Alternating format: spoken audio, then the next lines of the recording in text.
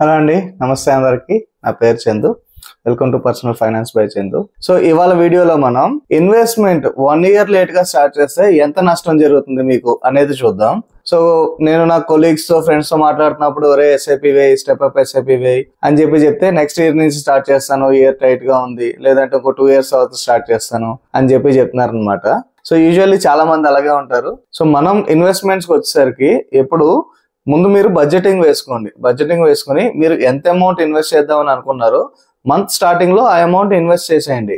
So మనకి Warren Buffett గారు ఏమంటారంటే, ఫస్ట్ మీరు ఇన్వెస్ట్ చేసి రిమైనింగ్ అమౌంట్ ని స్పెండ్ చేయండి. First invest then spend. So మీ బడ్జెటింగ్ ని బట్టి సపోజ్ మీరు పర్ మంత్ 10,000 ఇన్వెస్ట్ చేద్దాం అనుకున్నారు, మంత్ స్టార్టింగ్ లో 10,000 ఇన్వెస్ట్ చేసేయండి. రిమైనింగ్ అమౌంట్ మీరు ఖర్చు పెట్టుకోండి. ఎందుకంటే మీ శాలరీ 25,000 ఉన్నా సరే మీరు దాన్ని మేనేజ్ చేసుకోగలిగేవారు. సపోజ్ మీ శాలరీ 1 lakh అయినా సరే దానికి తగ్గ ఖర్చులు ఇప్పుడు వస్తాయన్నమాట. అందుకే మీ బడ్జెటింగ్ ని బట్టి మంత్ స్టార్టింగ్ లోనే మీరు ఇన్వెస్ట్మెంట్ చేయండి, రిమైనింగ్ అమౌంట్ ని ఖర్చు చేసుకోండి. ఇప్పుడు మనం డీటెయిల్స్ లోకి వెళ్తే, మీరు ఇన్వెస్ట్మెంట్ లేట్ గా స్టార్ట్ చేయడం వల్ల ఏం నష్టం జరుగుతుంది అనేది చూద్దాం. సో మనం మల్టిపుల్ ఎగ్జాంపుల్స్ తో చూద్దాం. సపోజ్ ఏజ్ అనేది 25 years. సో ఇప్పుడే జాబ్ లో జాయిన్ అయ్యారు అనుకుందాం, జాబ్ స్టార్ట్ చేశారు అనుకుందాం. సో మనం అందరికి కామన్ గా ఒక ఎస్ఐపి అమౌంట్ తీసుకుందాం, అంటే పర్ మంత్ ఎంత ఇన్వెస్ట్ చేస్తారు అనేది. సో ఎస్ఐపి 10,000 తీసుకుందాం. ఒక పర్సన్ 10,000 ఇన్వెస్ట్ చేస్తున్నారు, ఏజ్ 25 దగ్గర స్టార్ట్ చేశారు. కామన్ గా ఒక రిటైర్మెంట్ ఏజ్ అనుకుందాం, 60 years అనేది రిటైర్మెంట్ ఏజ్ అనుకుందాం.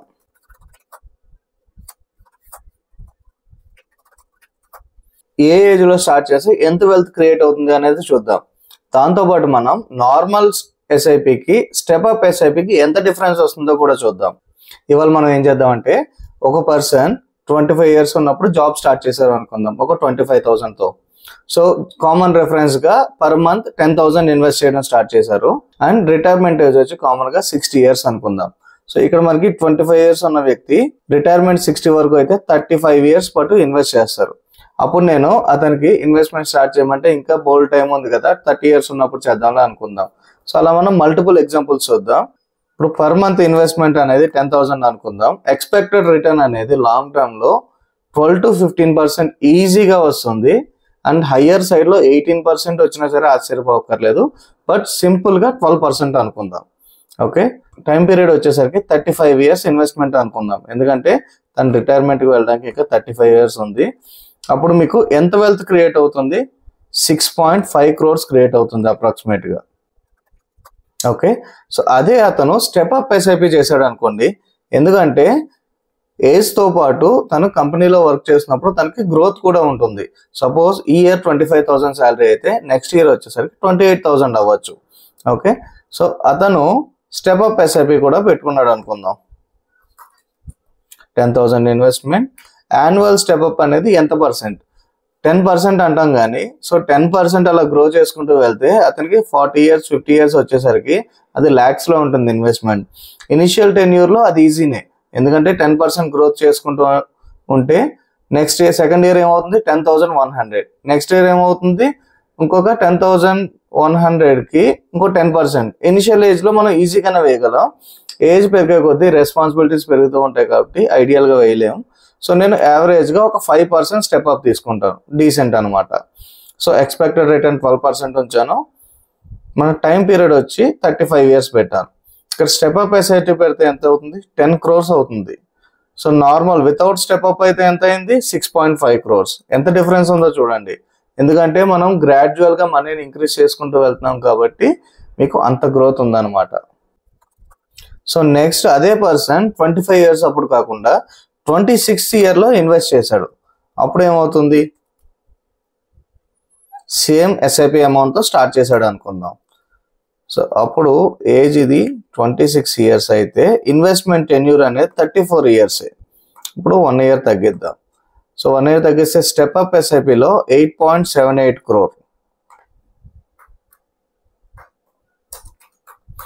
అంటే 1 year లేట్ గా స్టార్ట్ చేయడం వల్ల ఈ స్టెప్ అప్ ఎస్ఐపి ఫార్మాట్ లో చేస్తే 1.3 crore వరకు లాస్ అవుతున్నాడు. ఏంటి? 1 year లేట్ గా స్టార్ట్ చేయడం వల్ల. పోనీ స్టెప్ అప్ చేయలేదు, ఓన్లీ నార్మల్ గానే చేశాడు. ఆ టైంలో ఎంత అయింది? 5.75 crore. అంటే అప్రాక్సిమేట్ గా 75 lakhs అనేది అతను 1 year లేట్ గా స్టార్ట్ చేయడం వల్ల లూజ్ అవుతున్నాడు అనమాట రిటైర్మెంట్ టైంలో. సో ఆ మనీతో ఒక బెంజ్ కారో ఆడి కారో ఏదో ఒకటి కొనుక్కోవచ్చు కదా.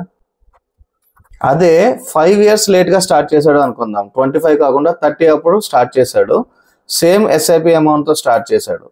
సో అప్పుడు ఏమవుతుంది, 30 years అప్పుడు సేమ్ ఎస్ఐపి అమౌంట్, ఇప్పుడు మీ ఇన్వెస్ట్మెంట్ టెన్యూర్ అనేది 30 years అయింది కదా, అప్పుడు ఏమైంది 3.5 crore, 3.5 CR. అదే స్టెప్ అప్ ఎస్ఐపి పెట్టాడు, అప్పుడు 5.27 crore. అంటే 5 years లేట్ గా స్టార్ట్ చేయడం వల్ల అతని రిటైర్మెంట్ ఫండ్ అనేది హాఫ్ కి పడిపోయింది. అర్థం చేసుకోండి. దీన్ని బట్టి అర్థమైంది ఏంటి, సో మీరు ఇన్వెస్ట్మెంట్ ఎంత ఎర్లీగా స్టార్ట్ చేస్తే అంత బెస్ట్. సపోజ్ మీరు 35 ఉన్నారు, అట్లీస్ట్ 35 అప్పుడన్నా స్టార్ట్ చేయండి. 36 కంటే 35 బెటర్ కదా, 35 కంటే 34 బెటర్. సో ఎంత ఎర్లీగా స్టార్ట్ చేస్తే అంత బెటర్ అనమాట. నెక్స్ట్ ఇంకో ఫండ్ క్యాల్కులేషన్ చూద్దాం. సపోజ్ 30 దగ్గర ఇన్వెస్ట్మెంట్ స్టార్ట్ చేశారు. ఓకే, సో 30 దగ్గర స్టార్ట్ చేసినప్పుడు నేను 25 లో ఉన్నప్పుడు ఎంత అయితే కవర్ అయిందో సేమ్ అమౌంట్ కవర్ అవ్వాలి అంటే నేను ప్రెసెంట్ ఎస్ఐపి ఎంతతో స్టార్ట్ చేయాలి. ఓకే, నాకు కావాల్సింది ఏంటంటే, సో ప్రెసెంట్ నా టార్గెట్ వచ్చి 6.5 crores, నా ఏజ్ వచ్చి 30, నేను ఎంత ఎస్ఐపితో స్టార్ట్ చేయాలి. ఓకే, ఆ క్యాల్కులేషన్ చూద్దాం. సో ప్రెసెంట్ నా ఏజ్ 30 అంటే రిటైర్మెంట్ కి 30 years ఉంది. అండ్ నార్మల్ ఎస్ఐపి చూద్దాం. సో 30 years టెన్యూర్ ఉంది నాకు, అండ్ నాకు 6.5 crores అవుట్పుట్ కావాలి. అప్పుడు ఏం చేస్తారు మీరు, మీ ఇన్వెస్ట్మెంట్ ని డ్రాస్టికల్ గా ఇంక్రీజ్ చేసుకోవాలి. 15,000 పెట్టి చూద్దాం.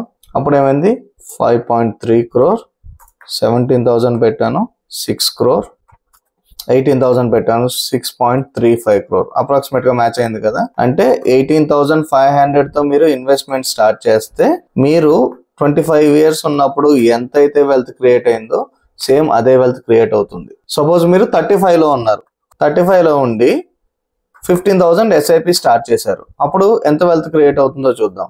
35 అంటే మీరు 25 years పాటు మీ ఇన్వెస్ట్మెంట్ ని కంటిన్యూ చేస్తారు. మీరు 15,000 పర్ మంత్ ఇన్వెస్ట్ చేస్తున్నారు స్టాక్ మార్కెట్ లో. యావరేజ్ తక్కువలో తక్కువ 12% వేసుకున్నాం, 2.84 crore వస్తుంది. మీ రిటైర్మెంట్ టైంకి మీకు ఎంత వెల్త్ కావాలో దాన్ని బట్టి మీ ఇన్వెస్ట్మెంట్ అమౌంట్ మారుతుంది అనమాట. సపోజ్ అదే పర్సన్ 50,000 ఇన్వెస్ట్ చేశాడు అనుకోండి, సో అప్పుడు క్రియేట్ అయ్యే వెల్త్ చాలా ఎక్కువ ఉంటుంది అనమాట, 10 crores ఉంది. ఇలా మీరు మీ ఎస్ఐపి క్యాల్కులేటర్ తో ఎంత వెల్త్ క్రియేట్ అవుతుంది అనేది చూసుకోవాలి.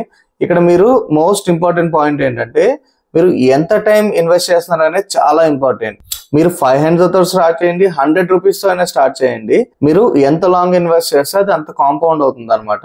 మన వారెన్ బఫెట్ గారి వెల్త్ చూసుకుంటే ఆయన వెల్త్ మొత్తం ఓల్డ్ ఏజ్ లోనే అయింది అనమాట. అంటే 60 years తర్వాతే ఆయన వెల్త్ మొత్తం క్రియేట్ అయింది. ఎందుకంటే కాంపౌండింగ్ ఎఫెక్ట్ అనేది లాంగ్ టర్మ్ లోనే ఎక్కువ ఉంటుంది అనమాట. సో కాంపౌండింగ్ అనేది ఎక్స్పోనెన్షియల్ ఇంక్రీజ్ అవుతుంది. సో ఇవాళ ఈ ఇయర్ నుంచి నెక్స్ట్ ఇయర్ నాకు ఒక 1 lakh ఇంక్రీజ్ అయింది అనుకోండి, సేమ్ అదే వేలో ఇంక్రీజ్ చేసుకుంటూ వెళ్తే నా 59th year నుంచి 60th year కి 1 crore వరకు పెరుగుతుంది. సో ఇక్కడ మీరు ఎగ్జాంపుల్ చూసారు కదా, 1 year డిఫరెన్స్ వచ్చేసరికి ఇక్కడ 1.2 crore డిఫరెన్స్ వచ్చింది. ఓకే, 5 years డిఫరెన్స్ కి హాఫ్ ఆఫ్ ది వాల్యూ పడిపోయింది. అంటే ఎంత ఎర్లీగా కుదిరితే అంత ఎర్లీగా స్టార్ట్ చేయండి. సో మీకు ఏమైనా డౌట్ ఉంటే కింద కామెంట్స్ లో మెన్షన్ చేయండి. అలాగే నా వీడియో నచ్చినా సరే కామెంట్ చేసి చెప్పండి, సో దట్ నాకు తెలుస్తుంది మీరు వీడియో చూసారు, మీకు నచ్చింది అని. సో ఇప్పటి వరకు మీరు నా ఛానల్ కానీ నా వీడియోస్ని కానీ చూడనట్లయితే, నా పేరు చందు. సో నేను రీసెంట్గా యూట్యూబ్ ఛానల్ స్టార్ట్ చేశాను for the financial literacy of all the Indians and Telugu people. So ఇప్పటి వరకు మీరు నా వీడియో సబ్స్క్రైబ్ చేయనట్లయితే దయచేసి సబ్స్క్రైబ్ చేయండి, అలాగే లైక్ చేయండి and keep supporting me. Thank you so much.